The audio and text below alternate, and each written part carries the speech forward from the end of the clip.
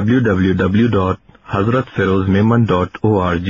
تفسیر مظہری جلد number 9 volume number 9 جناب صفحہ 171 سورہ احزاب آیت 35 پارہ نمبر 22 منزل نمبر 5۔ ان المسلمین والمسلمات والمؤمنین والمؤمنات والقانتین والقانتات والصادقین والصادقات والصابرین والصابرات والصابرین والصابرات والخاشعین والخاشعات والمتصدقین والمتصدقات والصائمین والصائمات والحافظین فروجهم والحافظات والذاکرین اللہ کثیرا والذاکرات اعد اللہ لهم مغفرۃ واجرا عظیما۔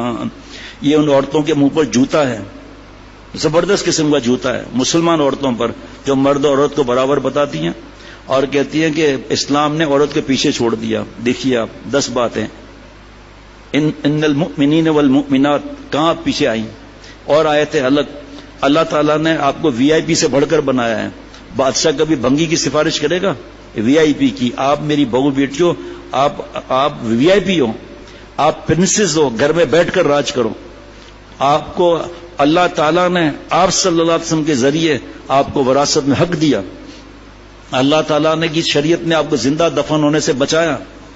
اللہ تعالیٰ نے آپ کو شہزادی بنا کر رکھا۔ ابھی وہ موقع نہیں دونوں برابر کے بارے میں بتاؤں کچھ، وہ موقع نہیں اس وقت۔ دیکھ لیجئے آپ یہ تفسیر مظہری۔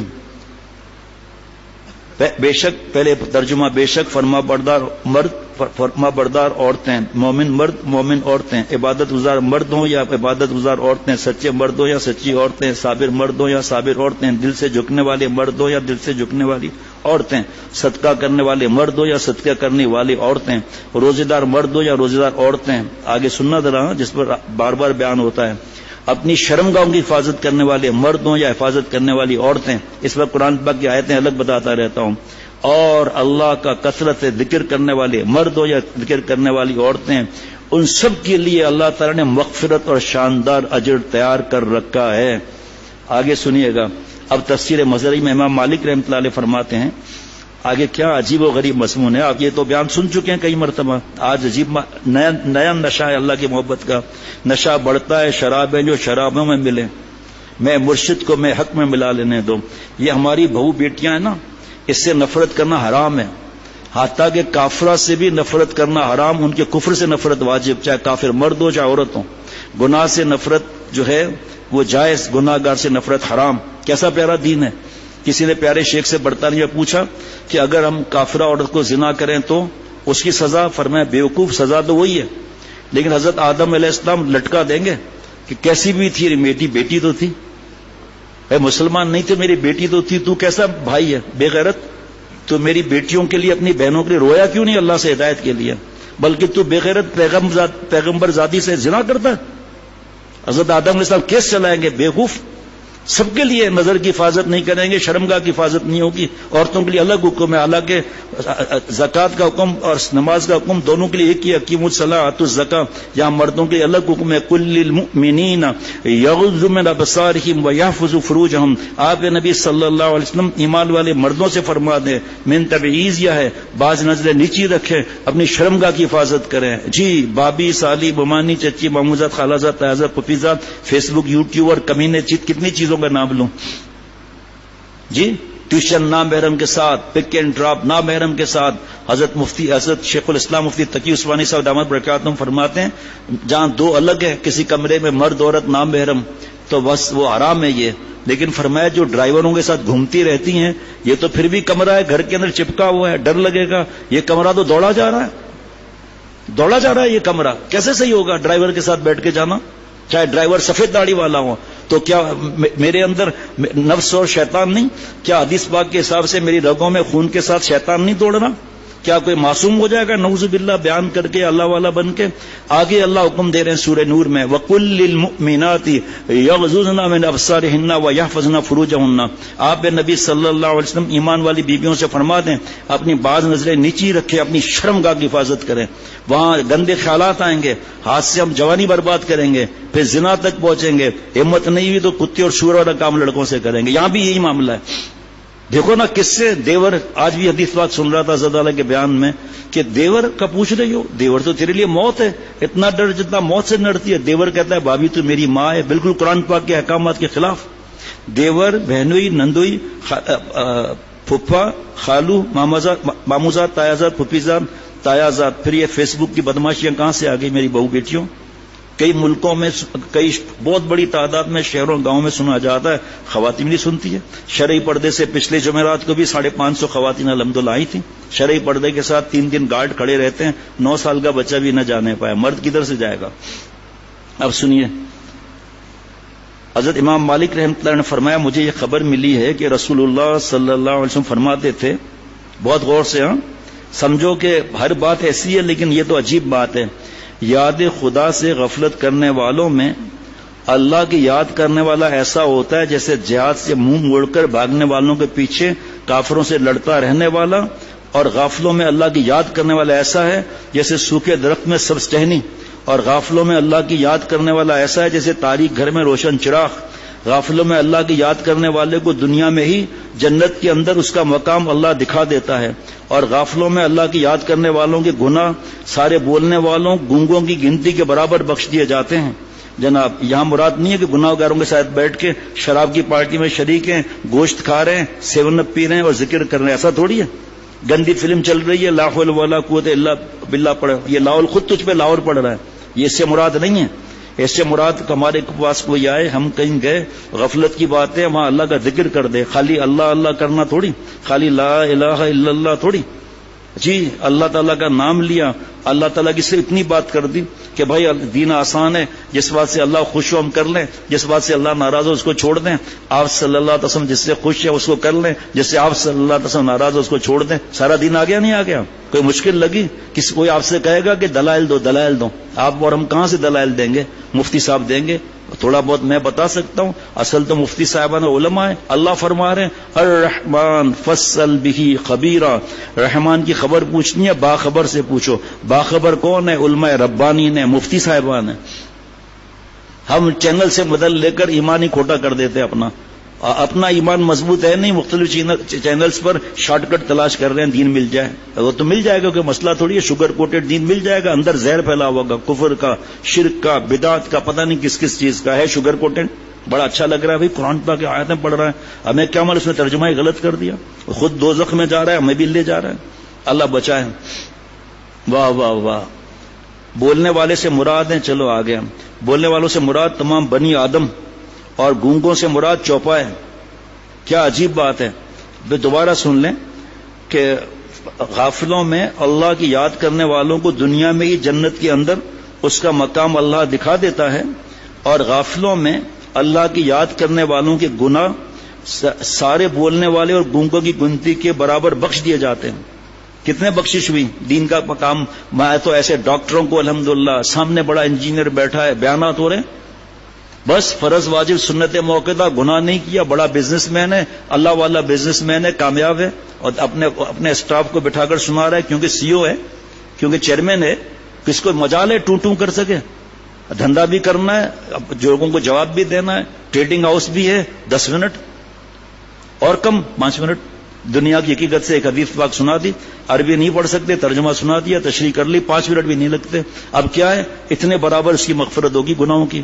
اور غور سے سننا، جو اللہ کا نام لیتے ہیں نا، ذکر یا تلاوت یا بیان، جیسے ہم لوگ بیٹھے ہیں، اللہ تعالیٰ کی رحمت ہمیں ڈھانپ دیتی ہے، نہیں ہم فرشتوں کے صحبت میں ہوتے ہیں، فرشتوں نے ہمیں گھیرا ہوا ہے اس وقت، خدا کی قسم، اس لیے کہ حدیث پاک ہے وغشیتہم الرحمہ، اللہ کی رحمت نے ہمیں ڈھانپا ہوا ہے، قسم کھا سکتے ہیں، حدیث پاک ہے ونزلت علیہم السکینہ، آسمان سے چین سکون اطمینان کا نور آ رہا ہے ہم پر، وذکرہم اللہ فی من عندہ، اللہ آسمانوں میں ہمارا ذکر فرما رہے ہیں، انبیاء علیہ الصلوۃ والسلام میں اور فرشتوں میں۔